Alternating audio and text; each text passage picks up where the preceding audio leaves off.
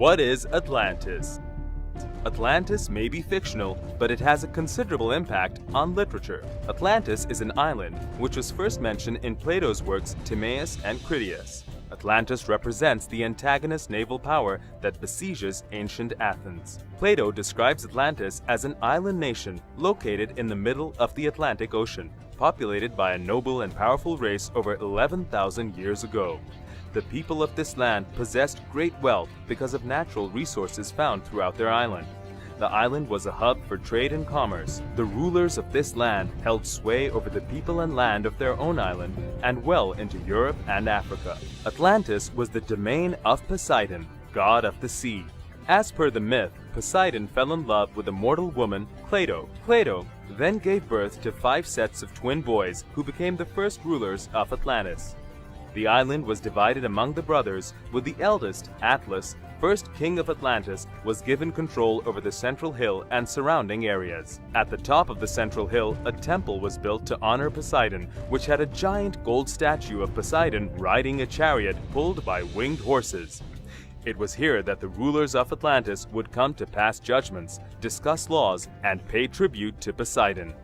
For generations, the Atlanteans lived simple, virtuous lives. But slowly they began to change. They became greedy and powerful. As the Atlanteans grew powerful, their ethics began to decline.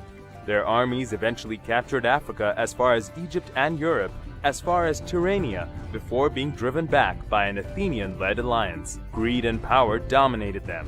When Zeus saw the immorality of the Atlanteans, he gathered the other gods to decide a suitable punishment. Later, by way of divine punishment, the island was beset by earthquakes and floods and sank into a muddy sea. Soon, in one violent surge, it was gone. The island of Atlantis, its people, and its memory were swallowed by the sea. Until the late 1800s, Atlantis was just a story. Then an American named Ignatius Donnelly became fascinated with the story and studied flood history from Egypt to Mexico and believed that Plato was recording an actual natural disaster. Ignatius wrote a book called Atlantis, the Antediluvian World, which became a bestseller. Since then, many books have been written about the lost city. The most believable theory about Atlantis came from the Greek archaeologist Angelos Gallinopoulos in the late 60s.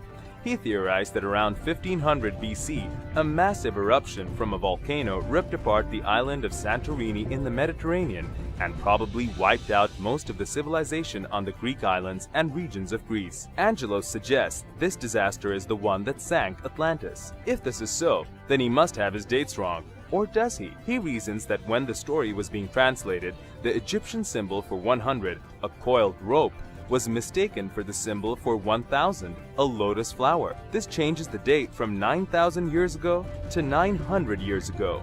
The only thing wrong with this explanation is that Plato specifically said the city was near the Pillars of Hercules, which are thought to be nowhere near Greece. The exact location of the lost city of Atlantis is still questioned by many people. British Royal Air Force photo interpreter J.M. Allen believes that Atlantis is in Altiplano, near the Andes Mountains in Bolivia. Edgar Sayce, the famous psychic, believed that the remains would be found off the coast of Florida near Bimini Island. Some think it's lost somewhere in Central America, the China Sea, or Africa.